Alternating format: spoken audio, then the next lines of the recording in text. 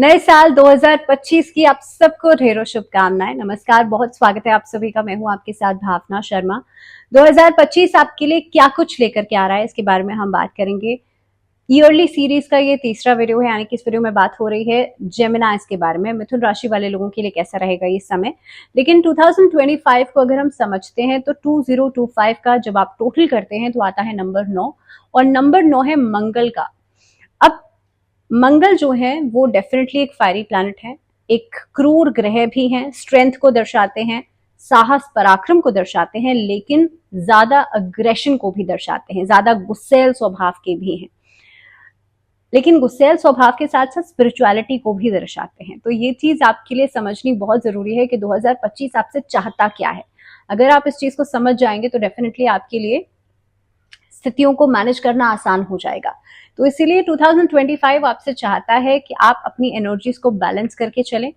Secondly, spirituality से connected रहें, अध्यात्म से कनेक्टेड रहें, क्योंकि नंबर 9 कहते हैं ना मंगल हो जाना। अब मंगल का मतलब ही है कि मांगलिक कार्य। मंगल को ऐसे भी आप जोड़ करके देख सकते हैं, तो मंगल मीन्स स्पिरिचुअलिटी ऑल्सो। इसीलिए 2025 का साल जो है, अगेन एक और चीज यहां पर I would like to add on, 2025 दो नंबर का रिपीटेशन हो रहा है। अब दो नंबर का रिपीटेशन, दो मतलब होता है किसी भी चीज का म्यूचुअली होना, किसी भी चीज का कॉम्बिनेशन में होना। आपने देखा होगा जब से 2020 स्टार्ट हुआ है, यानी कि 2020 जब से स्टार्ट हुआ, तब से आप लोग कोलैबोरेशन के कामों में बहुत अच्छा एक एक्सेल हमने देखा। सपोज कि अभी हाल फिलहाल में पॉडकास्ट बहुत ज्यादा चल गया है, तो यहाँ पर भी दो एनर्जीज का एक साथ बैठ करके किसी चीज को डिलीवर करने वाली बात है। तो सेम थिंग। और 20 जो है ये it's a very powerful number. Zero यानी कि किसी चीज की नई शुरुआत, बिगिनिंग ऑफ समथिंग। जीरो को आप किसी भी नंबर के आगे लगा देंगे तो वो बिगेस्ट नंबर बन जाता है। तो इसीलिए zero is a very powerful number. 2025 and 5 is again the number of mercury, यानी कि बुद्धि का प्लैनेट। तो अगर हम इंडिविजुअली पे अगर हम नंबर्स को देख रहे हैं तो again the combination is very powerful. अब मिथुन राशि वाले लोगों के लिए 2025 का पूरा साल क्या कुछ लेकर के आ रहा है, क्योंकि इस साल के अंदर बहुत सारे बदलाव, बहुत स्लो मूविंग प्लैनेट्स यानी कि शनि, बृहस्पति, राहु इस साल में अपनी राशि परिवर्तन कर रहे हैं। सबसे पहले तो मार्च के महीने में 29 मार्च को शनि परिवर्तन करेंगे। हाल फिलहाल में स्व राशि के हैं, कुंभ राशि में बैठे हैं। कुंभ राशि से चले जाएंगे बृहस्पति की राशि यानी कि मीन राशि में।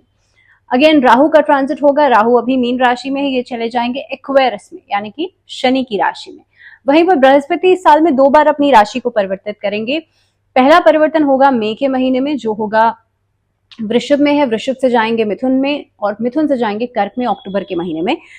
इस पूरे साल भर में जुलाई के महीने में शनि रेट्रोग्रेड भी होंगे और डायरेक्ट भी होंगे। तो ये बहुत सारे सीरीज ऑफ इवेंट्स हैं और बहुत सारे चेंजेस हैं।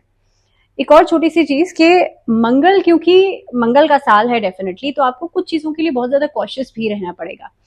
अब मिथुन राशि वाले लोगों के लिए सबसे पहले अगर मैं व्यापारिक नजरिए से देखूं, ये साल 2025 आपके लिए शुरुआती समय में एवरेज से बेहतर हो सकता है। तो ये एक पहली गुड न्यूज है आप लोगों के लिए। 2024 में आपने जितनी चीजें देखी हैं या आपके लिए जो चीजें एवरेज थी, 2025 उसको बेहतर कर सकता है। साल की शुरुआत से लेकर के मई के महीने तक, मई के मध्य तक लगभग आप अपने जन्म स्थान से दूर रह करके काम करेंगे, दूर रह करके कोई भी व्यापार व्यवसाय कर सकते हैं। इनफैक्ट इस अवधि के अंदर विदेश से संबंधित कार्य पूरे होने के चांसेस बनते हैं। काफी अच्छे परिणाम आपको मिलेंगे। मध्य के बाद का समय आपके लिए रहेगा, व्यापार व्यवसाय में अलग अलग लोगों से कोलैबोरेशन कर सकते हैं, अलग अलग लोगों से डील करना आपके लिए बहुत हद तक फायदेमंद रहेगा। इनफैक्ट इस अवधि में जितना योजनाएं आपके लिए बनेंगी वो योजनाएं सारी सक्सेसफुल होंगी। दैट मीन्स ऐसा होता है ना कि भाई हमने कुछ सोचा समझा, योजना बनाई, उसके बाद वो काम पूरा होगा या नहीं होगा वो देखा जाएगा। लेकिन जेमिनाइज के लिए व्यापारिक तौर से देखा जाए तो इस अवधि में जितनी योजनाएं आप बनाएंगे वो सही परिणाम और बेहतर परिणाम आपको देंगे। अब बुध का गोचर इस पूरे साल में अधिकांश समय में आपके लिए फेवरेबल होता हुआ नजर आ रहा है। मिथुन राशि वाले लोगों के लिए मार्च के बाद शनि का गोचर आपके लिए अगर देखा जाए तो काफी हद तक आपके फेवर में रहेगा। अगर हम यहाँ पर मिथुन राशि वाले लोगों के लिए खासतौर पे मेहनत के नजरिए से देखें तो जितनी मेहनत आप अभी तक अपने 2024 में की है उसके रिजल्ट्स आपको 2025 में मिल सकते हैं। तो 2024 में आपने जितनी मेहनत की है, इस साल के मिड में आकर के थोड़ी सी मेहनत आपके लिए बढ़ सकती है। अब नौकरी पेशा लोगों के बारे में अगर मैं बात करूं तो देखिए, नौकरी के लिहाज से इस साल में आपको मिले जुले परिणाम मिलने वाले हैं। हालांकि साल की शुरुआत से लेकर के मई के महीने तक, क्योंकि अभी तक बृहस्पति आपके 12th हाउस में थे, दैट मीन्स खर्चे बढ़ रहे थे, आपके लिए इन्वेस्टमेंट पॉइंट ऑफ व्यू से बहुत अच्छा समय नहीं था। लेकिन मई के महीने से आपके खर्चों में कमी आना शुरू होगी, आपके इनकम सोर्सेज बढ़ सकते हैं नौकरी पेशा लोगों के लिए, क्योंकि बृहस्पति जो है अब आपके लग्न भाव में आ जाएंगे, यानी कि मिथुन राशि में ट्रैवल करेंगे, और उसके बाद अक्टूबर के महीने में चले जाएंगे आपके 2nd हाउस में, और यहां से एसेट्स बन सकते हैं, यहां से धन संचय आप कर सकते हैं, पैसे को इन्वेस्ट करने की शुरुआत आप लोग कर सकते हैं। इस अवधि के अंदर आप देखेंगे नौकरी में किसी तरह की कोई बड़ी प्रॉब्लम अगर चल रही थी वो खत्म हो सकती है। मई के मिड से लेकर के आप अपनी जिम्मेदारियों को बखूबी निभाएंगे, लेकिन थोड़ी सी रिस्पॉन्सिबिलिटीज आपके ऊपर आ भी सकती हैं। नौकरी में बदलाव करने के लिए अगर सोच रहे थे तो 2025 में लगभग मई से लेकर के अक्टूबर का महीना ये बहुत ही बेहतरीन रहने वाला है। तो those who are planning to change a job, नौकरी बदलाव के लिए साल बहुत बढ़िया अपॉर्चुनिटीज लेकर के आएगा। मार्च के बाद नौकरी बदलते ही आपके बॉसेस आपके सीनियर्स के साथ थोड़ा सा बेरुखा स्वभाव उनका दिखाई देगा, लेकिन आंतरिक तौर से देखा जाए तो आपके काम के प्रति वो आपकी तारीफ भी करेंगे, आपके काम से प्रभावित भी होंगे, लेकिन खास तौर पर आपके नियमों के प्रति, आपके डिसिप्लिन के प्रति कुछ चीजें ऐसी हो सकती हैं कि आपके ऊपर उसका प्रतिकूल असर दिखाई दे। सेकेंडली, आपके लिए अक्टूबर के बाद दिसंबर तक का समय, यानी कि अक्टूबर से दिसंबर तक का समय डेफिनेटली नौकरी पेशा लोगों के लिए बहुत अच्छा रहने वाला है, क्योंकि आप कहीं ना कहीं पे अपनी साख, अपनी बातों की, अपनी पोजीशन की, इनफैक्ट अपने काम की साख जो है वो आसपास जरूर बनाने में कामयाब होंगे। तो इन ऑल देखा जाए तो नौकरी की बात करें चाहे व्यवसाय की बात करें, 2025 मिथुन राशि वाले लोगों के लिए शुरुआती समय से लेकर के एंडिंग टाइम तक अच्छा रहेगा। अब बात करते हैं आपके लिए फाइनेंसेस की, यानी कि जिस चीज के लिए हम सब मेहनत करते हैं, कामकाज करते हैं, पैसा आपके लिए मिले जुले परिणाम लेकर के आएगा। यानी कि फाइनेंसेस जो हैं 2025 में बहुत कोई बड़ी परेशानी नहीं, लेकिन बड़ी उपलब्धियों को पाने के बावजूद भी एक असंतुष्टि आपके मन में रह सकती है। इस हिसाब से देखा जाए तो इस लेवल पर आप जितनी मेहनत कर रहे हैं, क्योंकि शनि आपके 10th हाउस में आ चुके हैं, और इस लेवल पर आप जितनी मेहनत कर रहे हैं उसके हिसाब से आपको इतने परिणाम मिलने चाहिए, इस तरीके का एक डिससैटिस्फैक्शन आपके मन में रह सकता है। तो एक असंतोष की भावना जो है वो रहती हुई नजर आती है साल की शुरुआत से लेकर के मई के महीने तक।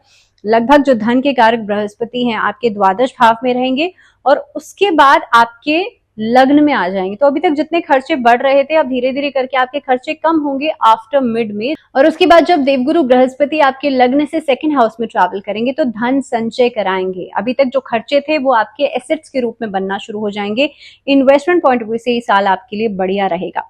तो मिथुन राशि वाले लोगों के लिए 2025 में लव लाइफ कैसी रहेगी? पहली बात तो आपके लिए लव लाइफ यानी कि प्रेम संबंधों में अनुकूलता बढ़ेगी, क्योंकि लंबे समय तक पंचम भाव पे किसी क्रूर ग्रह की दृष्टि नहीं पड़ रही है। वहीं पर 5th हाउस के जो लॉर्ड हैं यानी कि शुक्र, वो इस साल में अधिकांश समय आपके लिए अनुकूल गोचर में रहेंगे। इसी के हिसाब से अगर देखा जाए तो ये पूरा साल लव लाइफ के हिसाब से बहुत बढ़िया रहेगा। हालांकि बृहस्पति का गोचर मई के बाद आपके लिए सपोर्टिव हो जाएगा, तो अगर किसी के साथ रिश्ते में है मैरिज के लिए प्रपोजल दे सकते हैं।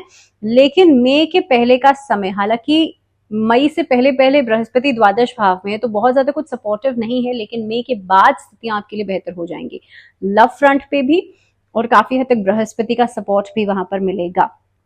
इसके बाद आप देखेंगे आपके लिए बृहस्पति की दृष्टि भी पड़ रही है, तो इसलिए नए रिश्तों की शुरुआत भी होगी।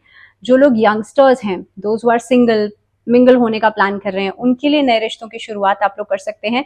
खास तौर पर इस पूरे साल भर में आप बृहस्पति का इम्पैक्ट देखें या शुक्र का इम्पैक्ट देखें, लव मैरिजेस होने के चांसेस ज्यादा बनते हैं। इनफैक्ट लव लाइफ में आपकी जो भी मनोकामनाएं आप चाहते हैं नया रिलेशनशिप बनाना, तो वो डेफिनेटली पूरी होगी।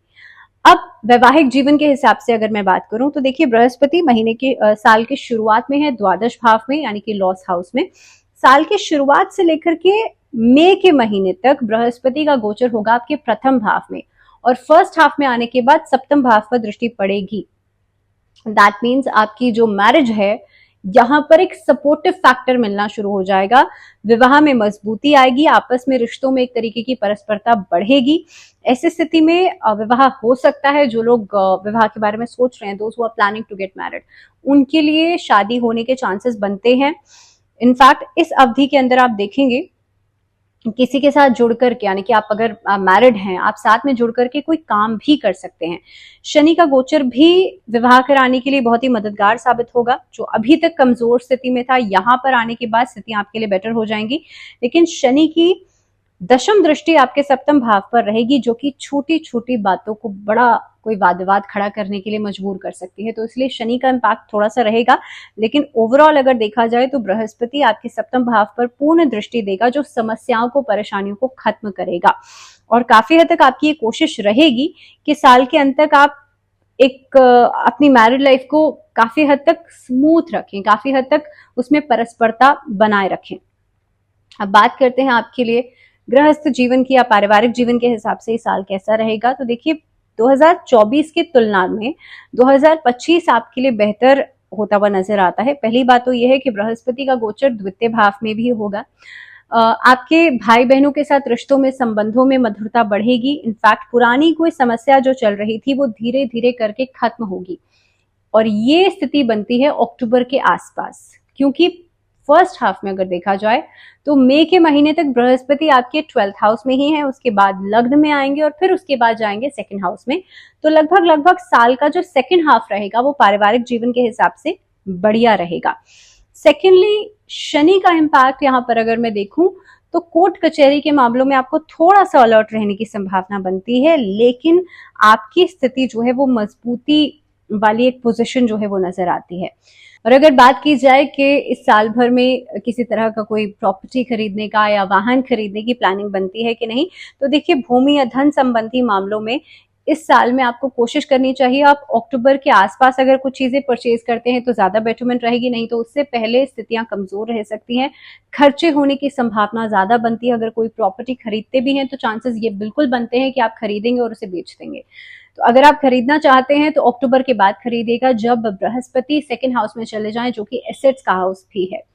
सेकेंडली, अगर मैं बात करूं सेहत की, तो सेहत के प्रति आपको इस अवधि में साल की शुरुआत में कॉशियस रहना पड़ेगा। पेट से जुड़ी हुई समस्याएं या गॉल ब्लैडर से जुड़ी हुई समस्याएं, इनफैक्ट इस अवधि में ओबेसिटी या फिर डायबिटीज के जो लोग पेशेंट्स हैं, उन लोगों को साल की शुरुआत में थोड़ा सा अलर्ट रहने की जरूरत है।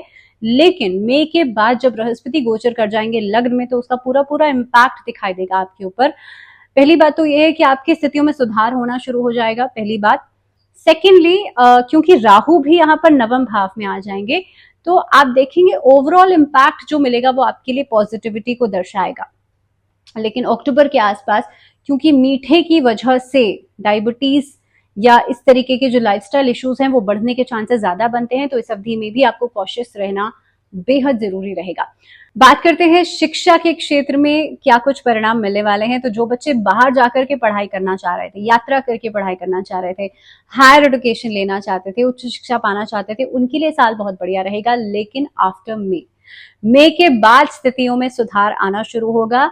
साल की शुरुआत से लेकर के मई के महीने तक आपको थोड़ा सा कॉशियस रहना है, क्योंकि इस अवधि में ऐसा हो सकता है कि अब आपने सोचा कि भाई मैं ये कॉम्पिटिटिव एग्जाम दे दूं, मैं ये एग्जाम दे दूं, और उसके बाद उसका रिजल्ट कुछ नहीं निकलेगा। तो इसीलिए इस स्थिति में आपके जो गुरु हैं, यानी कि आपके जो मेंटोर्स हैं, उनसे सलाह मशवरा लेकर के चलें। आपके जो फादर हैं या घर में फादर फिगर हैं, उनसे सलाह लेकर के चलें, क्योंकि गुरु की पोजीशन इस साल की शुरुआत में बैठे हैं 12th हाउस में। अब 12th हाउस क्योंकि लॉस हाउस है, तो हो सकता है आप डिस्ट्रैक्टेड रहें बहुत ज्यादा, आप इधर उधर कामों में खुद को इन्वॉल्व करेंगे, लेकिन उसका अल्टीमेटली कोई प्रोडक्टिव आउटपुट नहीं निकलेगा। आप चाहते हैं, आप मेहनत कर रहे हैं, आप पढ़ाई कर रहे हैं, लेकिन उसका आउटपुट भी तो निकले। तो उसके लिए जरूरी है कि आप सही डायरेक्शन को चुने, उसके लिए जरूरी है कि आप अपना मार्गदर्शन जरूर करें। सेकेंडली, इस अवधि में जो स्टूडेंट्स हैं सेकेंड हाफ में, खासतौर पे लगभग जुलाई से लेकर के सितंबर तक का जो समय रहेगा, एंजाइटी से बचिएगा। इस अवधि में जितना हो सकता है मां सरस्वती की पूजा जरूर कीजिएगा, या आप लोग इस अवधि में भगवान गणेश की पूजा जरूर कीजिएगा, ये आपके लिए अच्छा रहेगा। कोई भी ऐसा कॉम्पिटिटिव एग्जाम की जो बच्चे तैयारी कर रहे हैं, उनके लिए मई के बाद का जो समय रहेगा वो बहुत ऑस्पिशियस रहेगा, बहुत हद तक प्रोडक्टिव रहेगा। बाहर जाकर के पढ़ाई कर सकते हैं। वीजा इश्यूज, वीजा में जो भी प्रॉब्लम आ रही थी वो खत्म होगी इस साल भर में।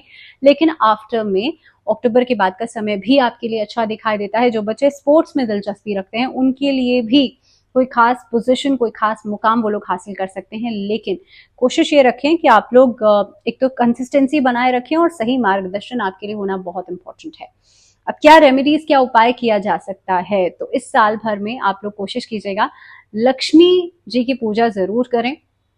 दूसरी रेमेडी, क्योंकि आपके लिए शनि जो है वो बैठे हैं दशम भाव में और शनि वक्री भी हो जाएंगे, तो अगर आप चाहते हैं आपका वर्क प्लेस बहुत एक्टिवेटेड रहे, वर्क प्लेस में आप बहुत अच्छा काम करें, उसके लिए शनि चालीसा का पाठ नियमित रूप से शनिवार के दिन जरूर करें। साथ ही में अपने घर के दक्षिण दिशा में एक दीपक जरूर जलाइएगा।